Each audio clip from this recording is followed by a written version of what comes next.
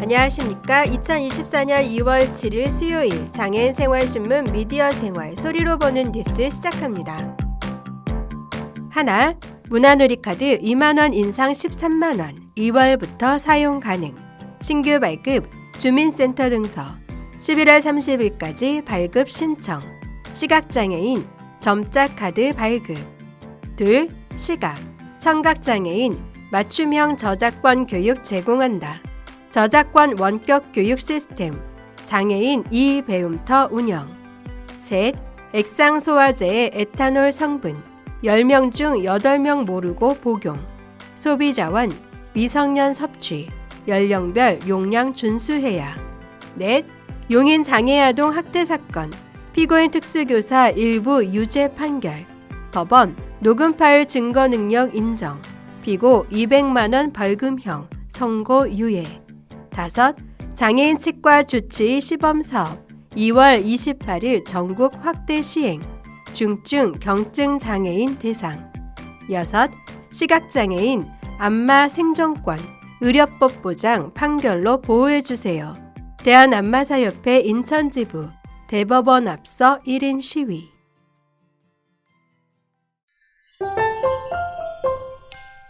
첫 번째 소식입니다. 문화체육관광부 장관 유인촌 이하 문체부. 문화체육관광부가 취약계층의 문화비 부담을 덜고 문화 향유를 증대하기 위해 지원하고 있는 문화놀이카드 2024년도 지원금이 2월 1일 지급 사용 가능해집니다. 올해 문화놀이카드 지원금은 지난해 대비 2만원 인상된 13만원이 지급됩니다. 문화놀이카드 지원 사업은 6세 이상 2018년 12월 30일 이전 출생자, 기초생활수급자, 법정 차상위 계층, 한부모 가족의 문화예술, 여행, 체육 활동을 지원하는 사업입니다. 올해는 총 3,403억 원, 국비 2,397억 원, 지방비 1,006억 원을 투입해 258만 명에게 연간 13만 원을 지원합니다. 올해 문화놀이카드 신규 발급을 신청해야 하는 경우에는 전국주민센터와 문화놀이카드 누리집, 전화 ARS 1544-3412번, 모바일 웹을 통해 12월 1일 목요일부터 11월 30일 토요일까지 지급받을 수 있습니다. 또한 지난해 문화놀이카드 이용자 중 수급 자격을 유지하는 경우 별도 신청 없이 자동으로 올해 지원금이 충전됩니다. 지원금 자동 충전이 완료된 대상자에게는 자동 재충전 완료 알림 문자가 발송되며 2월 1일 목요일 이후에는 전국주민센터와 문화놀이카드 누리집, 전화 ARS 1544-3412번, 모바일 웹을 통해서도 자동 재충전 여부를 확인할 수 있습니다. 아울러 올해는 정부의 대표적 행정서비스 국민비서, 국비와 연계해 문화놀이카드 미수혜자를 적극 발굴해 발급을 안내할 예정입니다. 올해 발급받은 문화놀이카드는 12월 31일 화요일까지 사용할 수 있습니다. 특히 올해는 문화놀이카드 이용약자인 저시력자와 시각장애인을 대상으로 최초로 점자카드를 발급하고 이용자들이 더욱 편리하게 문화놀이카드 모바일 웹을 이용할 수 있도록 개인정보, 이름, 주민등록번호, 휴대전화번호, 인증 외에 생체 인증, 지문, 얼굴, 로그인 방식을 새롭게 도입합니다. 이용자가 정보지원금 외에 이용금액을 추가로 충전해 사용할 수 있는 본인 충전금의 한도를 1회당 최대 10만 원에서 30만 원으로 상향해 연도 내 수시충전과 이용한도 부족에 따른 불편을 최소화할 예정입니다. 다음 소식입니다. 문화체육관광부 이하문체부는 한국저작권위원회 이하위원회와 함께 시각, 청각장애인을 위한 저작권 원격 교육 시스템인 장애인 이-배움터를 구축하고 2월 1일부터 운영을 시작합니다. 국내 시각, 청각 장애인은 보건복지부 장애인 현황 67만여 명에 이르나 이들을 대상으로 하는 저작권 교육 지원 체계가 없어 교육 기회를 제공하는 데 한계가 있었습니다.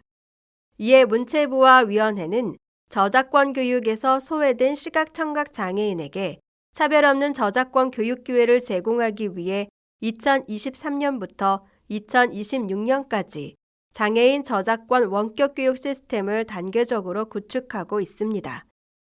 특히 시스템 구축을 위해 장애인 관련 기관, 단체 등의 전문가들과 함께 장애인 학습 지원 협의체를 구성하고 5차례 회의를 열어 현장 의견을 반영하는 등 장애인들이 불편함이 없이 교육을 받을 수 있도록 힘쓰고 있습니다.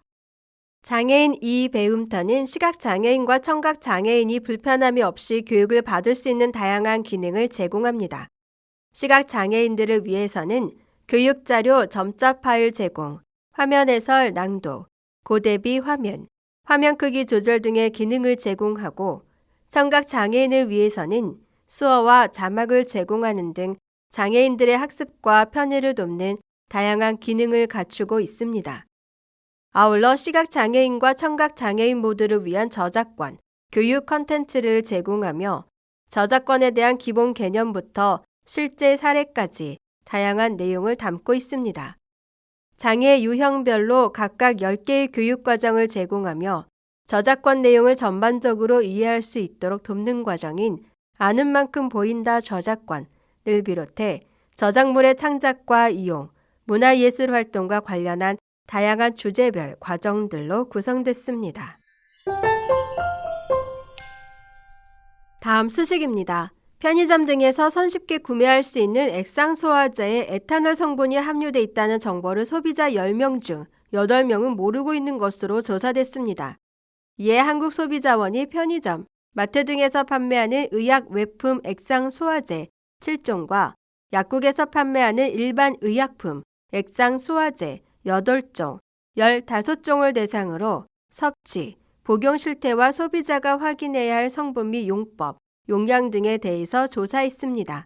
액상소화제는 제조 과정에서 약효 성분을 추출하기 위한 목적 등으로 에탄올, 알코올을 사용하고 있으며 제품의 원료 또는 기타 첨가제 중 하나로 표시돼 있습니다. 하지만 소비자 인식조사 결과 응답자의 500명 중 431명, 86.2%가 액상소화제에 에탄올 성분이 있다는 것을 모르고 있었습니다. 알코올의 한 종류인 에탄올은 식품, 화장품, 의약품 등 다양한 분야에 사용되지만 그중 청량제가 음주 측정 결과에 영향을 미치는 것처럼 액상소화제도 에탄올을 고려해 섭취 시, 연령, 복용법 등에 주의를 기울일 필요가 있습니다. 액상소화제에는 연령에 따른 섭취 용량이 표시돼 있습니다. 그러나 소비자 인식조사 결과 미성년 자녀의 연령에 맞춰 적절한 용량을 복용하게 한 응답자는 157명 중 29명, 18.5%에 불과했습니다. 약국에서 액상소화제를 구입할 때는 약사의 복약 지도를 받을 수 있지만 편의점, 마트에서 구입하는 경우에는 그럴 수 없으므로 보호자가 직접 표시된 용법, 용량을 확인하고 자녀의 연령에 맞는 용량을 복용하게 해야 과다 섭취 등을 막을 수 있습니다. 한국소비자원은 이번 조사 결과를 바탕으로 한국편의점산업협회 등 사업자 정례협의체와 함께 의약 외품 액상소화제의 성분 표시 및 용법, 용량 등에 대한 소비자 인식 제고를 위한 정보를 제공할 예정입니다. 아울러 소비자에게는 약사의 복약지도 없이 의약 외품을 구입해 복용할 때는 제품의 성분, 대상 연령, 용법, 용량 등을 반드시 확인할 것을 당부했습니다. 다음 소식입니다. 일명 주호민 사건으로 알려진 용인 장애아동 학대 사건에 대한 판결이 1심에서 일부 유죄로 판결됐습니다. 2월 1일 수원지법 형사 9단독 판사 곽용헌은 아동학대 범죄 처벌 등에 관한 특례법 위반 및 장애인복지법 위반 등 혐의로 불구속 기소된 A씨에 대해 유죄를 일부 인정, 벌금 200만 원에 대한 유예를 선고했습니다. 선고 유예는 가벼운 범죄에 대해 일정 기간 형의 선고를 미루고 유예일로부터 2년이 지나면 사실상 없던 일로 해주는 판결입니다. 재판부는 이 사건의 쟁점이었던 주호민 씨 측이 아동의 외투에 녹음기를 들려보내 확보한 녹음 파일과 관련해서는 정당 행위로 인정된다며 증거 능력을 인정했습니다. 재판부는 녹음 파일이 통신비밀보호법이 규정하는 공개되지 않는 타인 간의 대화에 해당되지만 녹음 행위의 위법성 조각 사유가 존재하는 경우 그 녹음 파일의 증거 능력을 인정할 수 있다고 판시했습니다.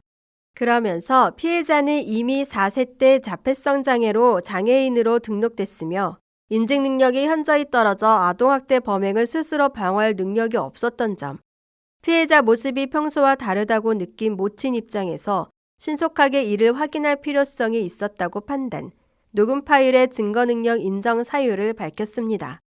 정서학대와 관련해서는 피고인의 여러 발언 중 버릇이 매우 고약하다, 너를 이야기하는 거야, 아유 싫어, 싫어 죽겠어, 너 싫다고 라는 부분에 대해서만 유죄 판단했습니다. 한편 판결 직후 전국특수교사 노동조합은 즉시 성명서를 발표해 이 재판의 유죄 판결은 대한민국 공교육에 대한 사망 선고라고 선언하며 불법 녹취 자료가 법적 증거로 인정받은 사실에 대해 특수교사로서 가장 개탄스러운 부분이라고 탄식했습니다. 피해 아동의 아버지인 주호민 씨는 재판 직후 기자들과의 인터뷰에서 판결에 대해 결국 아동학대로 판결이 나왔다. 자신의 자식이 학대당했음을 인정하는 판결이 당연히 부모로서는 반갑거나 전혀 기쁘지 않다며 여전히 무거운 마음이고 이 사건이 열악한 현장에서 헌신하는 특수교사들에게 누가 되지 않기를 바랄 뿐이라고 말했습니다. 다음 소식입니다. 장애인의 구강 건강을 지키기 위한 장애인 치과 주치 시범 사업이 2월 28일 전국으로 확대됩니다. 장애인 치과 주치 시범 사업은 구강 건강 관리가 필요한 장애인에게 치과 주치의가 예방적 진료, 구강보건 교육 등 포괄적 구강관리 서비스를 제공해 장애인의 구강 건강을 증진하기 위한 사업입니다. 그동안 부산, 대구 남구, 제주, 제주시 등 2020년 10월부터 시행되고 있었으나 올해 2월 28일부터 전국으로 확대 시행될 예정입니다. 대상도 기존 중증 장애인에서 경증 장애인으로 확대합니다. 그간의 시범 사업 결과 참여 환자 중 36.8%가 구강 내 건강, 우식치, 손상치, 통증 등 개선을 경험한 것으로 나타났으며 치석 제거 이용 횟수가 시범 사업 참여 전 대비 평균 1.5회 증가하는 등 치과 의료 접근성 개선 효과를 확인할 수 있었습니다. 또한 참여 장애인 대상 만족도 조사 결과 응답자의 87%가 지속 참여 의향이 있다고 답변한 바 있습니다. 한편 보건복지부는 시범 사업의 전국 확대에 앞서 이 준비를 위해 2월 4일 대한치과의사협회 대강당 서울 성동구 소재에서 국립재활원 중앙장애인 보건의료센터 대한치과의사협회와 함께 장애인 치과 주치 대면 교육을 실시했습니다. 이번 교육은 전국의 치과 의사를 대상으로 시범사업 참여를 독려하고 장애인 구강관리 서비스 진료 역량을 강화하기 위해 마련된 것으로 전국 치과의사 100여 명이 교육에 참여했고 참여 의사들은 장애인 치과 주치의로 활동할 것으로 기대됩니다. 한편 이번 대면 교육 이외에도 한국보건복지인재개발원 온라인 교육 플랫폼을 통해 2월부터 11월 연중 온라인 교육을 수강할 수 있으며 수강 대상은 치과의원 및 병원급 의료기관에 소속된 치과의사입니다. 교육 신청 및 자세한 사항은 국립재활원 누리집에서 확인할 수 있습니다. 다음 소식입니다. 대한안마사협회 인천지부는 지난 2월 2일부터 서울시 서초구 대법원 정문 앞에서 1인 시위를 진행했다고 5일 밝혔습니다. 이날 안마사협회 인천지부의 임원진들은 스포츠 마사지 등 마사지를 의료법상 안마의 범주에 제외할 경우 시각장애인의 생계는 막대한 타격을 입을 것이라며 시각장애인에게 안마는 직업이 아닌 생존이며 현실이라고 목소리를 높였습니다. 대한안마사협회 인천지부 김용기 회장은 우리나라에서 시각장애인이 가질 수 있는 직업은 안마사에 한정돼 있다고 해도 과언이 아닐 정도로 생존 방법에서 다른 선택의 여지가 거의 없다고 설명했습니다.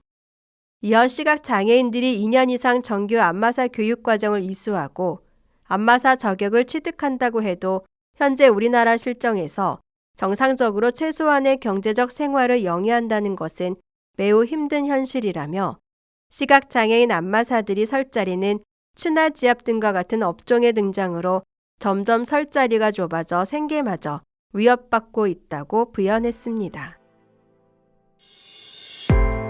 지금까지 장애인 생활신문 미디어 생활 소리로 보는 뉴스였습니다. 애청해 주셔서 감사합니다.